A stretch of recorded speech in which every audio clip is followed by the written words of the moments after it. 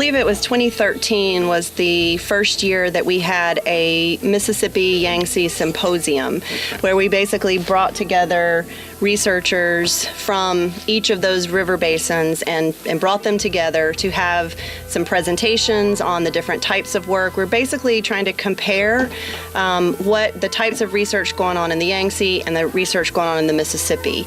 And then we've been doing that symposium every 2 years since that time, and it alternates. So one year it'll be in the United States, and it's hosted through the American Fisheries Society, and then we have it in the other years in China. China Society of Fisheries. The Chinese Society of Fisheries. Before the symposium started, I know that there was a relationship between the Fish and Wildlife Service and the LMRCC and China as well, basically exchanging ideas. And I think that's really the bottom line in all of this, is being able to kind of compare what's being done in each of the countries and learn from each other, because there are similarities in terms of the natural resources there, but also in terms of the rivers being multifunctional rivers. So they're being used for lots of different purposes, for for flood control, for navigation, for hydropower generation.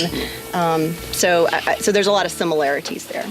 We got common challenges and issues as well. So the two river basins play very important roles for both countries and the continents. The purpose for our trip this time is coming to U.S. and we try to find a model, how people really work together, different agencies, how they're coordinated to do the same thing. In the lower, it's kind of different, free flowing. So this similar situation in Yangtze, lower, pretty much no dams, so water flowing freely.